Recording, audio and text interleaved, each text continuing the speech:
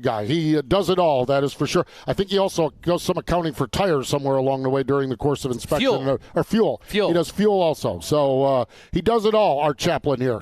Yeah, he does a little bit of everything, no doubt. And to think that, he just came on and thought it was going to be a nice little deal where he gets to work with teams and their spiritual needs. Oh, no. We put everybody to work with the Solid Rock Carriers Cars Tour, Preacher Joe included. There you go. Absolutely. That's cool. Good stuff, that's for sure. So word is going out now. We see the officials just spreading the word that we're going to get set for qualifying here in just a moment and be set to see who starts on the front of tonight's 125-lap race here at Larry King Law's Langley Speedway. And we want to say hi to folks watching on social media, Steve. We've got Facebook firing up right now. We have folks all over the place in the Cars Tour social media, Larry King Law's Langley Speedway.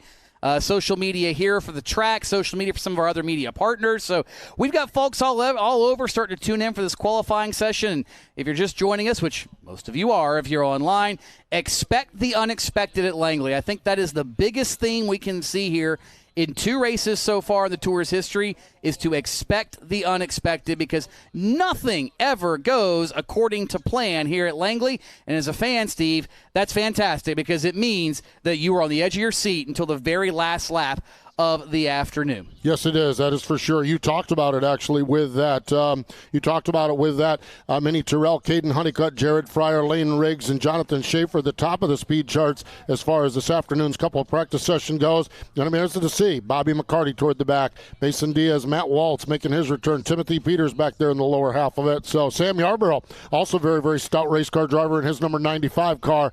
And so, yeah, stay tuned. This is going to be fun. And, yes, a shout-out to all of those people. Here's the deal. You're watching on social media right now. You need to do 2 things. You need to share this right now. Stop everything and share this with everybody else. And if you're within about an hour and a half or 2 hours of Langley Speedway, well, we will forgive you for shutting down your social media if you jump in the car and come out and join us right now because we've got a great, great program for you here tonight. Absolutely, and the first car is on track to begin that program, and that is one of the RNS Race Cars Rookie of the Year contenders out of Delphi, Indiana, car number 81, the red, white, and gold number 81.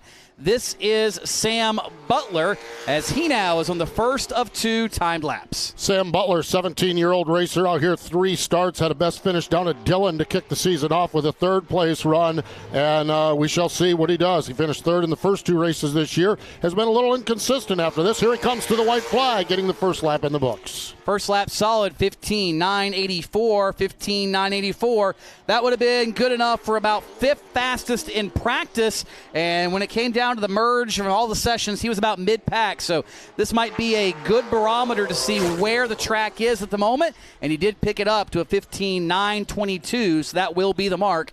Sam Butler currently on the provisional Hedgecock Racing pole position. Well, next out onto the speedway, no stranger to those of you that follow motorsports, it is Timothy Peters in the Nelson Autosports number 12 car. Timothy Peters already up to speed, already on his lap, the 40-year-old racer from Danville, Virginia, a 12-time or 11-time winner in the Truck Series. He is now on his 2-lap odyssey here as he races up off from turn number 2. One of the neat things about Langley Speedway, and you'll notice it if you're not familiar with it, only 6 degrees of banking, 0.395 miles, only 6 degrees of banking, maybe the flattest track that they will race at all year long. Timothy Peters has his 15.788, 15.788. He's on it into turn number 3, seeing if he can pick it up just a little bit more. And car pushed up just a wee little bit in the center of turns 3 and 4, but lap 2 is slower for Timothy Peters. So lap 1, the lap of record, at a 15.788 for Timothy Peters.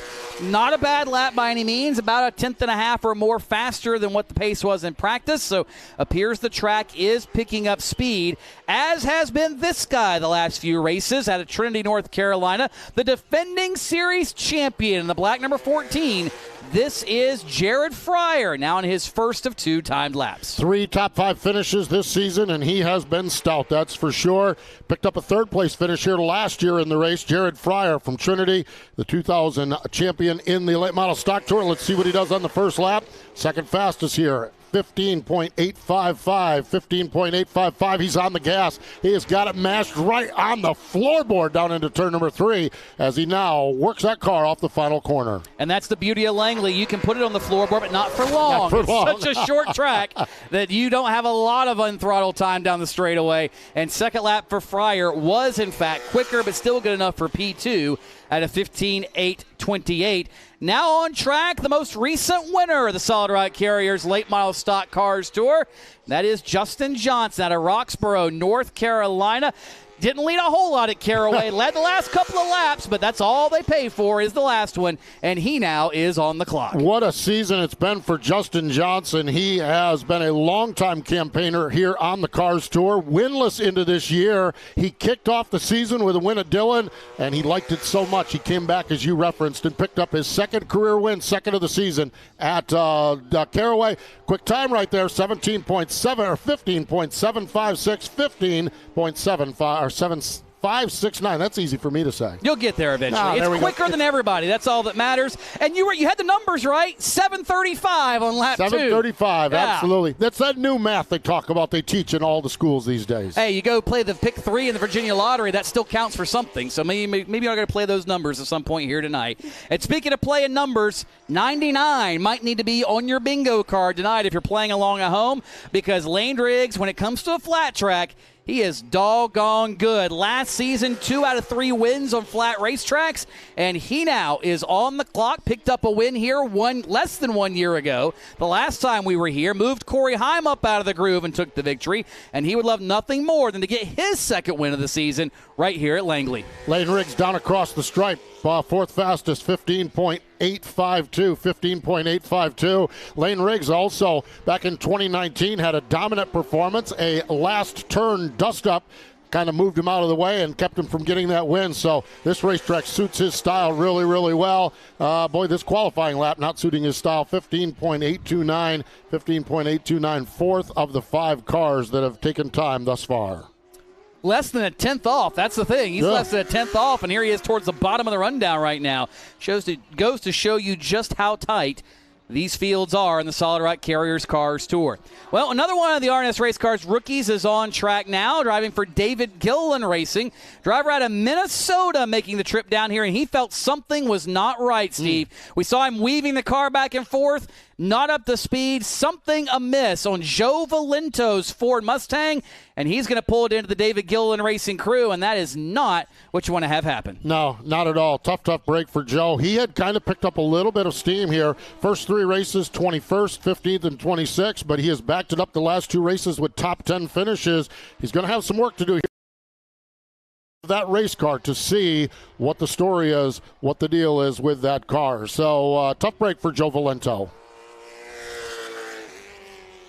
Mason Diaz, the next driver out on the speedway, the 20-year-old racer from Manassas, Virginia, out on the racetrack. 8th place finish was his best finish of the season. That was the most recent race down at Caraway about 2 weeks ago. Here comes Mason Diaz up across the stripe. Green lights are on, and he is racing down into turns 1 and 2. This is his first full season of the Cars Tour. He is a 2-time champion down at Southern National Speedway. So Mason Diaz certainly has had a successful career and starting to sort it out here with the Cars Tour. 5th or 6th fastest for Mason Diaz. 16.093. 16.093. We'll see what he does now on that shaded backstretch from the shade to the sunshine into turn number 3. Up off from turn number 4. Mason Diaz holding a pretty. Not a lot of speed, though. 16.074. 16.074 going to be Mason Diaz's time of record. On track now, driver familiar to race fans in this part of the country, Steve. And number 97, driving for the Sellers Racing Brigade. He makes his home out of Great Falls. This is Daniel Silvestri underneath the green flag. Had a good run at Caraway into the last handful of laps when he and Connor Jones got into it. Ended up with Silvestri backwards in the turn 4 wall. That's not the ending he wanted, so he'd love nothing more than to redeem himself here at Langley as he comes to complete lap number 1. And he's going to need a little more than that. 6th fastest overall to 15.993. Had a 5th place finish up at Hickory in the second round of the season, so he certainly knows how to run up at the front of the field. You talked about that race at Caraway. He ended up with an 11th place finish, but Silvestri down across the stripe. And going to stay at the 6th spot, 15.970. Tony Stevens and Steve Post here atop the booth. Brandon Brown is down on pit road. Brandon, what's going on down there? Yeah, we're down here with that 17 machine of Joe Valento. Just talked to his crew chief. They said they don't quite know exactly what's wrong with it. Something in the rear end, but he did not feel that it was right. And they brought that thing in immediately when he thought something was amiss. They ran the most laps of anybody in practice over the past 2 days to get this young kid some experience, and they hope to get this thing fixed before the feature tonight. Thanks, Brandon. And, yeah, that's a tough break when the rear end goes south. Good on him, though, for having the experience and at least the knowledge to be able to catch it and not do any further damage potentially. As on track now, Jonathan Finley making a lap in his first lap, Steve. 7th fastest overall. Driver out of Bristow, Virginia. Had a 7th place run at Caraway after what was a less than ideal night. And his second lap, a little bit slower, so still 7th fastest, 16.016 will be the lap of record for Jonathan Finley, puts him 7th fastest overall. Rolling up onto the speedway now from Oak Ridge, North Carolina, driving for Lee Falk in that number 2 car. It is Brandon Pierce. Brandon Pierce down into turn number 3 and 4 on his get up to speed lap. 2 starts here at Langley. He's certainly looking for something better than what he's had. 14th and 17th. He is starting to get his rhythm, though, of this season. 13, listen to these finishes. 13th, 12th, 11th. That's pointed in the right direction. He stepped it up more the last 2 races. 8th and 5th at Caraway. And so Brandon Pierce starting to get his footing here in the Lee Falk car. He's down across the stripe. And let's see, 5th fastest, so about halfway down, 5th of the 10 cars. Brandon Pierce, 15.884. Yeah, if there's a guy that knows how to get around this place, it would be Brandon's car owner, Lee Pulliam. He has made things happen here many times in the past, imparting his wisdom to this youngster. And lap 2 is faster at a 15.872. So Pierce still 5th fastest, but did pick it up a wee little bit. As on track now, the number 81, brand new race car to him, Manassas, Virginia. And it sounds like they're getting a new race car built for them. This one kind of a loaner, if you will, in the interim. Yes, indeed. Here he is into turn number 3, the 16-year-old racer. Started racing at the age of 9. So you're talking a 7-year veteran, and he's only 16 years old. Minnie Terrell looking for that. He had a 7th place finish at Hickory. That was his best run of the season. 15th and a 4th place run at Larry King Law's Langley Speedway. So top 5 finish here last season, and 3rd fastest. We knew he was quick in practice earlier today, 15.815. I think this loaner car is to his liking into turn number 3. Absolutely, it seems to be. Let's see if he can pick it up and put it on the provisional Hedgecock pole. Off turn 4. Oh, so close. 2nd fastest for Minnie Terrell, 15.774. Well, one thing's for certain, he'll take that one, I guarantee you, after some of the luck they've had. So Minnie Terrell currently on the front row as it stands. And a guy also riding on Cloud 9 right now is this cat in number 88, Steve. Connor Jones picks up the junior motorsports ride, and this is his first ride in this car. This is one of the marquee rides in all of late model stock racing. There's 2 words to describe this car: Josh Berry. What he did last year in this team with this car, and how about this? The youngster, 13-year-old racer from up in Fredericksburg, Virginia, picks up the ride. His maiden voyage with Junior Motorsports, 9th fastest on the first lap. And Connor told me it was this specific car that Josh won the national championship with for NASCAR last season. So the car certainly can get the job done. Let's see if the driver can do it this time. First lap was 9th fastest. Second trip quicker for Connor Jones, but not where he want to be. Still 9th overall to 15.977. While he cools down, the next car is on track. Let's head down to Brandon Brown. Yeah, we've got no stranger here to Larry King Law's Langley Speedway. Timothy Peters put up right now a P3 quick time in your second race here so far in the car store. How's that car feeling? Not bad. We felt like we had a pretty good car in practice yesterday. What little bit we got in today, but you know the track changed a lot yesterday to the day. So all these guys on Nelson Motorsports team has worked hard. Bobby McCarty's really good here, so I've been leaning on him a lot. But our solid rock carriers, autosbynelson.com Camry is pretty sporty. wherever it falls, it falls. It's a long race. It's a abrasive racetrack, so you just have to be smart with the 125 laps, and hopefully we can get a 1-2 tonight. Absolutely. Timothy Peters knows how to do that. His only race so far this season, qualified first and finished fifth. Thank you, Brandon. As on track, just finishing his run, Deke McCaskill, second fastest, Steve, for Deke in the 08, 21 thousandths off the pole. Justin Johnson's better be shaking in his boots right now. Yeah, Deke McCaskill, a great qualifying run, but Justin Johnson able to maintain that top spot. Great way now, making his return to the series from Carrollton, Virginia, in the Chris Walsh Chevrolet. First time in the series since 2015, it's Matt Waltz. Back in 2015, the Cars Tour was starting, and Matt Waltz said, I'm going to sign me up. I'm going to be here. I'm going to be here. Things happened in life. Things happened in the world. He ran a couple of races, and 6 years later, he's back with us on the tour. It is great to have Matt Waltz here racing with us and getting up to speed now. We'll see what happens as he comes down to complete his qualifying run. Yeah, first lap wasn't fantastic. Second lap a little bit slower. Puts him 9th fastest out of 14 drivers thus far. So not the worst run out there, but certainly not what Matt Waltz was looking for, I am certain. But he'll build from that as the night goes on. Meanwhile, on track now, driver out of Myrtle Beach, South Carolina, made that racetrack his playground the last handful of years. Unfortunately, now that's about all it's good for is a playground, and we certainly miss it, but we are glad to have Sam Yarbrough here with us at Langley for the Visit Hampton 125 as he completes now his warm-up lap and starts on lap number 1. He is a 6-time champion at the now shut down, now lost Speedway, do I dare say, Myrtle Beach Speedway, and brings it down to the white flag. Hey, let's go back pit side to Brandon Brown. Absolutely. We've got Minnie Terrell here, currently sitting third on the board in a borrowed race car, but you've gotten used to it over the last couple practices. How's that feeling?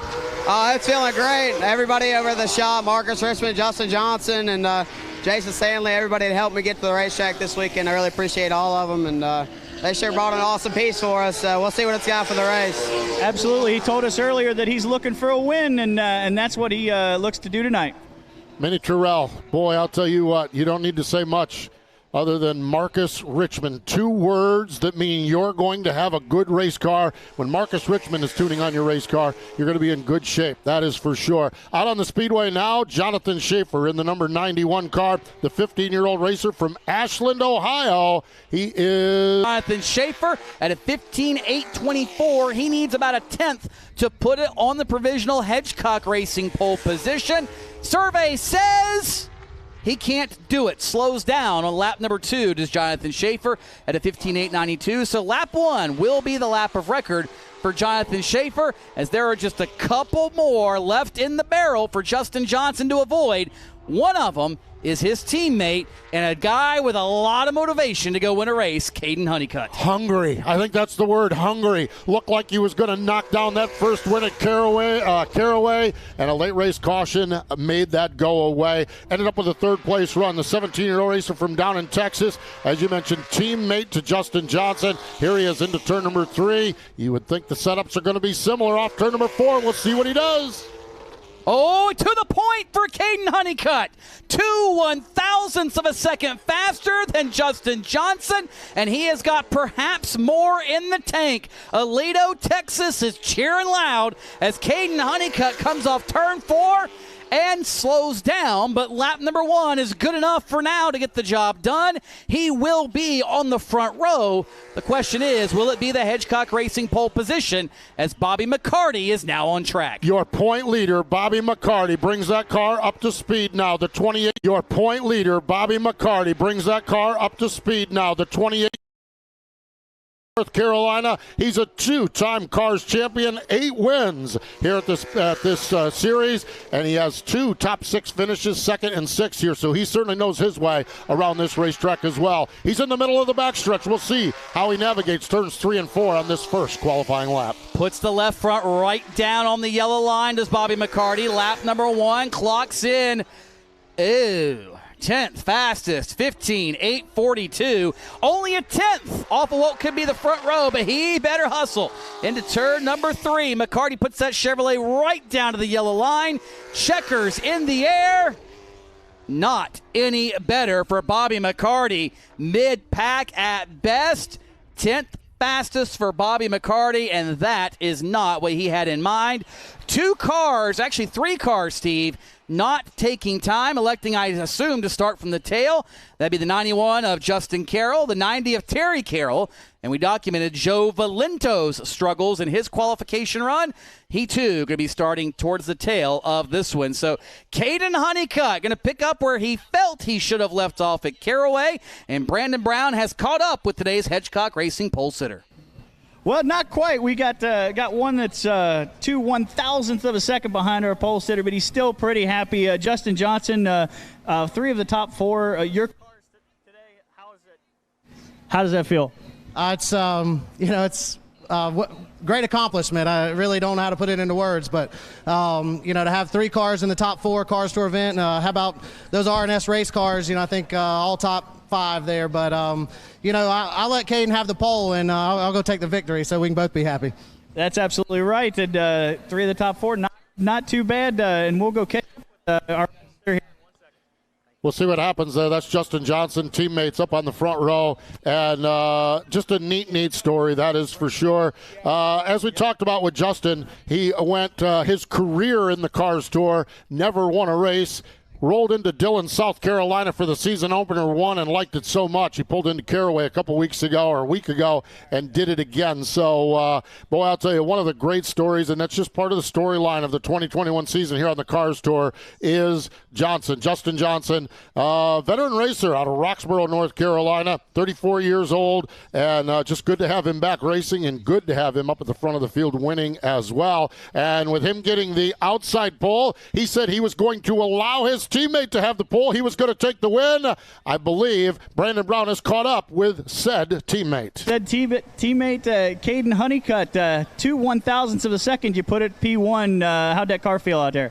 It felt great. I overdrove the second lap, obviously, going into 1, but I didn't think I had it. I just drove it the way I did in practice. He told me that he just sped up naturally, and he didn't drive it any different, so that's what I did. And man, it was just an awesome car. I knew from the last practice that we were going to be really good.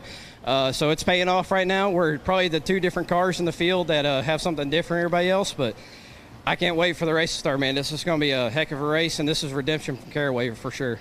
Absolutely. Almost got the win last time out here in the Cars Tour, and he's going to be going for a few spots better in a few hours here. Back to you guys. Brandon Brown doing a great job down there, covering all of the activity down in the pits, doing his best Lenny Baticki imitation. Yeah. So it is neat, but how about that? Caden Honeycutt getting the pole position. Just a great story. 17-year-old racer out of Texas trying to make his way into stock car racing, and I would say with a run like that, that is a big step in making that way. That is a fantastic step as the trailers already beginning to make the exodus from the infield as we will clear the infield before driver introduction and racing begins here at Langley. So we'll get all that sorted out here over the course of the next 60 minutes or so before we go green at 7 p.m. Scheduled green flag for the first race of the afternoon. And we will send our congratulations again to Caden Honeycutt, those of you watching on social media. The address right there at the bottom of the frame, www.carstour.tv. That's where you can catch everything here tonight from the Langley Speedway. Be sure to check it out. Again, www.carstour.tv. And that subscription, by the way, Steve, also good for the Dells Dairyland 100 Alive for 5 race tonight from Dells Raceway Park, part of the Pit Road TV family. So you get a twofer. When you sign up. Yeah. Oh, my gosh. How about that? That is really cool. Great program here tonight. We've talked about the 125-lap race for the late model stock cars. U-Cars are here. They've got 25 laps. The Grand Stocks have 40 laps. The Super Trucks have 25 laps. We're going to get started with all of that at 7 o'clock, and those 3 races will be followed by the Visit Hampton 125 for the Cars Tour. Absolutely. So until then, we'll see you on the flip side. Signing off here from the Langley Speedway. Airtime, driver introduction time at 6:40 p.m. Eastern Time. We'll see you then here on Cars Tour TV.